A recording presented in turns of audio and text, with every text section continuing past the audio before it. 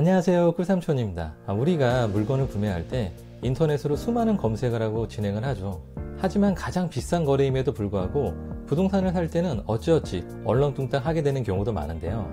부동산 매매 경험이 없을 때 언제 뭘 어떻게 해야 되는 건지 중개사에게 설명을 들어도 헷갈리고 이해가 안 가기도 하죠. 그래서 이번 내용은 아파트 전체 매매 과정에 대한 영상입니다. 거래할 때 중개사가 일을 해주지만 그래도 거래가 언제 어떻게 진행되는 건지 상식적으로 알고 계시면 좋기에 아파트 매매하기 전에 전체 거래 절차에 대해 쉽고 간단하게 알려드리려 합니다. 영상을 시작하기 앞서 구독과 좋아요 부탁드리겠습니다. 그럼 바로 시작하겠습니다. 아파트 거래 과정에 대해서 설명을 드리겠습니다. 매물을 보고 마음에 드는 매물에 대해서 조건을 조율합니다.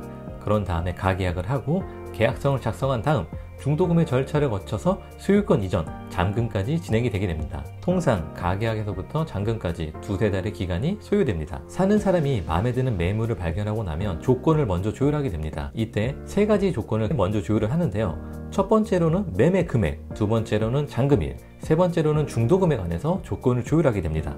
조건을 조율할 때 매수자는 체크해야 될 부분이 있습니다. 먼저 가장 중요한 자금 계획에 대해서 체크를 해야 됩니다. 계약금과 중도금과 잔금에 대한 자금 계획을 먼저 세워야 되는데요. 이때 체크해야 될 부분은 보유 현금과 본인이 반환받게 된 전세 보증금에 대한 시기도 따져봐야 됩니다. 그런 다음 담보대출에 대한 한도 금액과 금리를 체크를 해야 되는 거죠. 담보대출을 알아볼 땐 본인의 연봉과 기존의 다른 대출 금액, 본인의 신용점수 이렇게 확인을 해 놔야 됩니다. 담보대출 한도 금액을 알아볼 때 통상 연봉 5천만 원의 근로소득자가 DSR 40%의 조건을 볼 때 금리가 4%의 경우 4억의 담보대출이 진행이 가능합니다. 신용점수의 경우 카카오톡에서도 바로 체크가 가능하기 때문에 본인의 신용점수도 미리 알고 있는 게 좋습니다. 담보대출 한도 금액과 여부에 대해서 알아볼 때 꼭 은행을 방문하지 않아도 되는데요. 부동산에 협약되어 있는 은행 관계자에게 간단히 확인을 해볼 수 있습니다. 사는 사람이 자금 계획을 제대로 확인 안 하고 진행을 했을 경우에는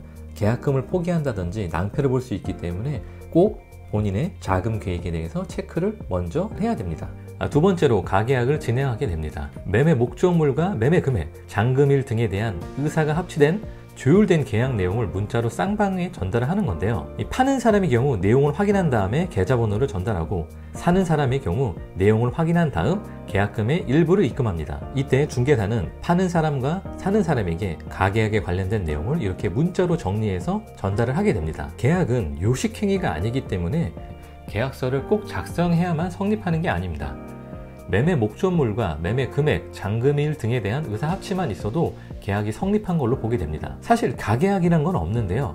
관례상 그렇게 부르는 것이고 가계약금이 아닌 계약금의 일부를 입금하는 것입니다.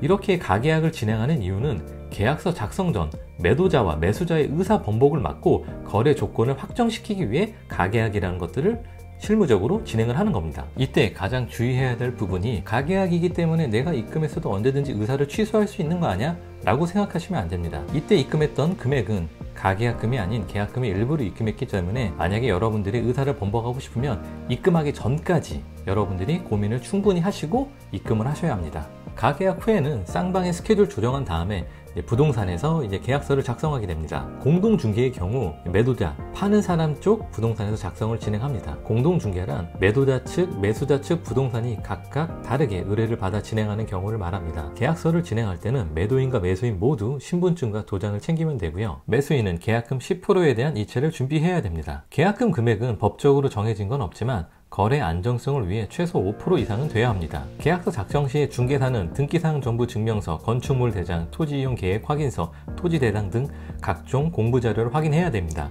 또한 계약 후 실거래 신고도 중개사가 진행을 합니다. 계약서 작성 시에 유의해야 될 부분은 매도자 본인 확인이 맞는지, 매도자 본인에게 계좌가 입금되는지, 혹시라도 매도자가 아니라 대리인과 계약을 할 시에는 위임장, 인감증명서 첨부가 되어 있는지 대리인 신분증과 도장을 체크하면 됩니다. 계약 후에 매수자가 체크해야 될 부분은 몇 가지가 더 있는데요.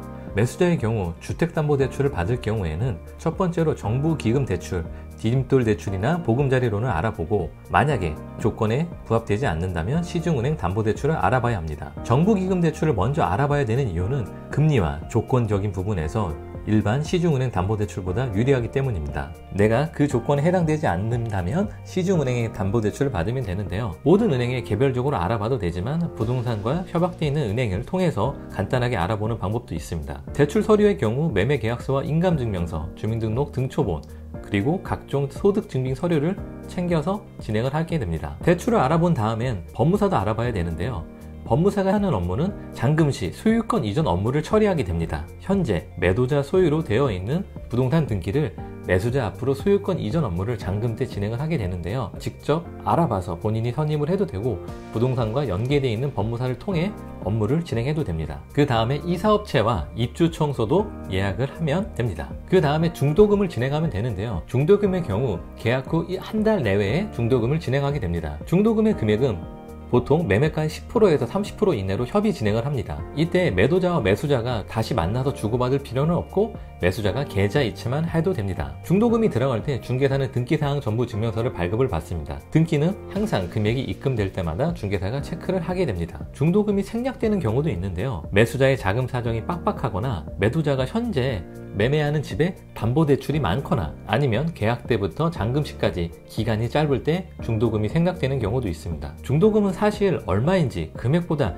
이행의 착수 개념이 중요한데요. 여러분들도 계약서를 작성하고 10%의 계약금을 수령했어도 잔금 전까지 일방의 변심으로 계약이 해지하다는 것을 알고 계실 겁니다. 이때 매수자는 계약금을 포기하거나 매도자는 계약금을 배액배상했을 때 계약의 해제가 가능한데요. 예를 들어 10억의 아파트를 매매할 시 계약금 10% 1억이 들어간 상태라고 가정한다면 매수자는 1억 원을 포기하고 계약을 해제하거나 매도자는 2억 원을 돌려주면서 계약을 해제할 수 있습니다. 이때 일방적으로 계약 해제가 가능한 것은 잔금이 지급되기 전까지나 중도금이 이행되기 전까지입니다. 중도금이 진행됐다면 어느 일방의 병심으로 계약 해제가 불가능합니다. 중도금까지 지났다면 이제 대망의 잔금만 남게 됩니다. 마지막 잔금은 소유권 이전 절차인데요. 파는 사람은 오전 8시부터 짐을 빼기 시작합니다. 매수자는 짐이 빠진 다음 집을 체크한 후 부동산에 모여서 잔금을 진행하게 됩니다. 잔금의 참석자는 첫 번째로 매도자, 두 번째로 매수자, 세 번째 중개사, 네 번째 이전 법무사,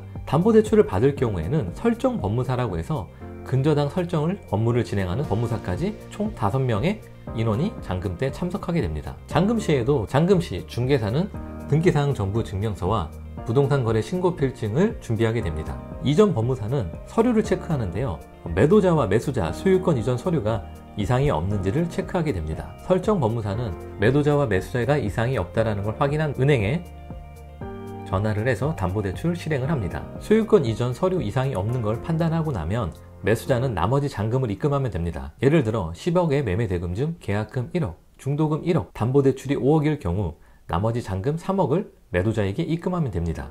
공과금과 관리비 정산을 매도자는 잔금일에 마무리를 하게 되고 이때 정산할 때 선수관리비 예치금은 매수자가 매도자에게 지급을 하게 됩니다. 모든 대금과 관리비, 공과금 정산이 끝나고 나면 비번 및 인계 품목을 매도자에게 전달받고 매수자는 이사를 하게 됩니다. 이렇게 되면 잔금, 소유권 이전에 관련된 내용이 다 마무리되게 됩니다. 잔금 때 매도자가 체크해야 될 내용이 있습니다. 매도인 구비 서류를 먼저 준비해야 됩니다.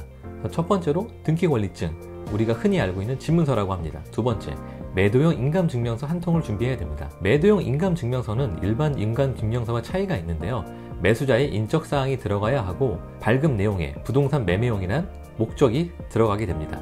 세 번째로 주민등록 초본, 네 번째로 인감도장, 다섯 번째로 신분증, 여섯 번째로 매매계약서, 이렇게 매도자는 소유권 이전 서류를 체크하면 되고 그 다음에 이체 한도를 체크를 하게 됩니다. 기존에 담보대출을 상환을 해야 되기 때문에 1회 이체 한도 상향을 미리 해놓는 게 좋습니다. 매도할 집에 담보대출 은행에 전화해서 가상 계좌번호를 부여받고 상환 및 근저당 말소 접수까지 진행을 하면 됩니다. 말소 비용은 은행마다 차이가 있지만 5만원에서 10만원 사이로 발생이 되게 됩니다. 잔금이 끝나고 나면 매도자는 전출 신고를 해야 되는데요. 이사가는 집에 전입 신고를 하면 자동으로 전출이 되게 됩니다. 그리고 매매한 집에 양도 차익이 있을 경우 양도세까지 신고를 해주면 됩니다. 매수자도 잔금 때 체크해야 될 부분이 있는데요. 주민등록 초본, 주민등록 등본, 가족관계증명서 상세, 도장, 신분증, 매매계약서 이렇게 준비를 해야 되고 마찬가지로 잔금을 이체해야 되기 때문에 이체 한도 체크를 해놓는 게 좋습니다. 잔금이 끝난 다음에는 담보대출을 받았다면 잔금 후 전입신고를 꼭 해야 되고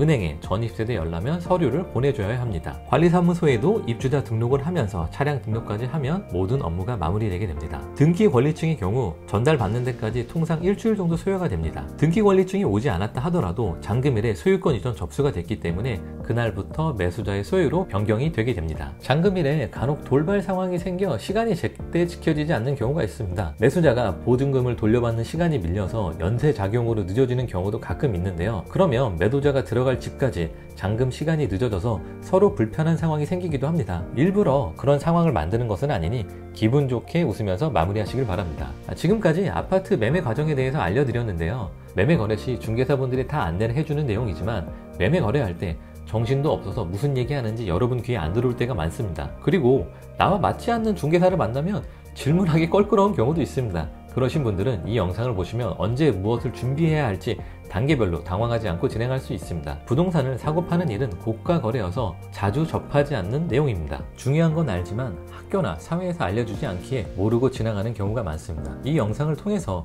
여러분이 아파트 매매하실 때 작은 도움이 되시길 바랍니다. 그럼 저 꿀삼촌은 다음 영상으로 찾아뵙도록 하겠습니다. 지금까지 시청해주셔서 감사합니다.